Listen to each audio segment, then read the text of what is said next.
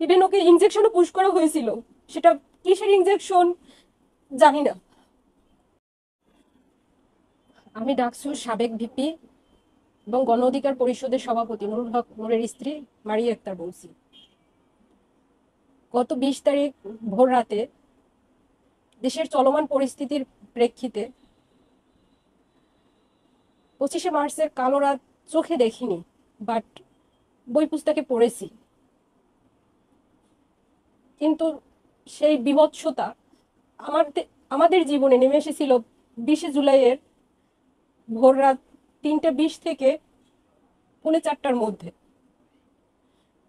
আমরা ঘুমানো ছিলাম সেই 25শে মার্চের নিরস্ত্র ঘুমন্ত মানুষের উপরে যেমন পাকিস্তানি হানাদার বাহিনী ঝাঁপিয়ে পড়েছিল, ঠিক সেইভাবেই ঘুমন্ত অবস্থায় আমাদের ঘরের প্রথম মেইন দরজা ভেঙে এবং আমাদের রুমের দরজা ভেঙে কোনো ধরনের কলিং বেল না দিয়ে সশস্ত্র বাহিনী ঢুকে পড়ে। তাদের ভেতরে ছিল র্যাব, ডিবি, ডিজিএফআই, পুলিশ এবং কিছু সাদা পোশাকে বাহিনী। তাদেরকে আমরা চিনতে পারিনি তখন, শুধু নূর ঘুমানো ছিল, আমরাও ঘুমানো ছিলাম। আমার 2টা বাচ্চা ছিল আমার সাথে, একটার বয়স 5 বছর আর একটার বয়স 1 বছর।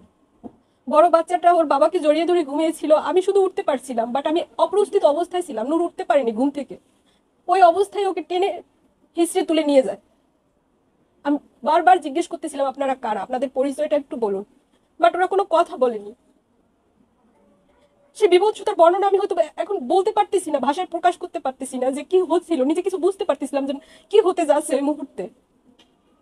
দৌড়াতে দৌড়াতে নিচে নামি গিয়ে পাইনি, রাস্তায় দৌড়চ্ছিলাম শুধু যে কে নিয়ে গেল আমার স্বামীকে এত রাতে, কেন নিয়ে গেল এভাবে। মনে হচ্ছিল ওই সময়টাই যেন আমার পৃথিবীর শেষ সময়। তারপর সকাল থেকে তাকে খুঁজতে, ওই সময় ছিল 40-50 জনের মতো ঢুকেছিল ওরা আমাদের বাসায়।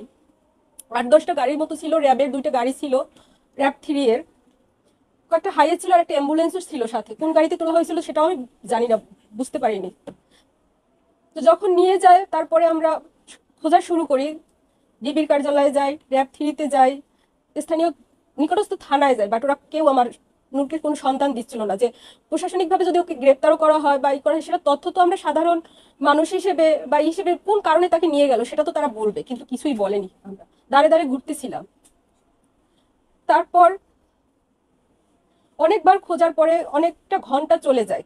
প্রশাসন নিলেও নাকি 24 ঘন্টার মধ্যে গ্রেপ্তার দেখাতে হয়। 24 ঘন্টা তো দূরের কথা, 39 থেকে 40 ঘন্টা পেরিয়ে গেল। তারপরে শুনতে পারলাম যে তাকে কোর্টে উঠানো হবে।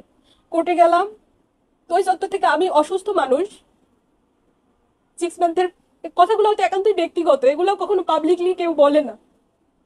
প্রেগনেন্সি অবস্থায় আমার ছোট ভাইটা ছিল আমার সাথে, ওকেও তুলে নিয়ে গেল ওই জায়গা থেকে। শুধু ওর ভাইয়ের খোঁজ করার জন্য গিয়েছিল ও, আমি গিয়েছিলাম আমার স্বামীর খোঁজের জন্য। ওরা রাত 8টায় উঠালো, 21 তারিখ। সময় 21 তারিখ পেরিয়ে 22 তারিখে পড়ে যাবে কিছুক্ষণের মধ্যেই হয়তো।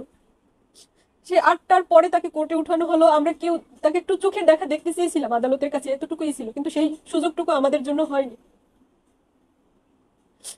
তো কোর্টেও নিজেই বলেছিল বিজ্ঞ আদালতকে যে এই 39 থেকে 40 ঘন্টা ওকে যখন আটক রেখেছিল, ওর উপরে অমানবিক নির্যাতন চলতেছিল, যেটা ও নিজেও জানে না ওই সময়টা ওকে কোথায় রাখা হয়েছিল, কেন, কিসে রাখা হয়েছিল, কিভাবে রাখা হয়েছিল। ওই শারীরিক টর্চার গুলো ও বর্ণনা করছিল বিজ্ঞ আদালতের সামনে।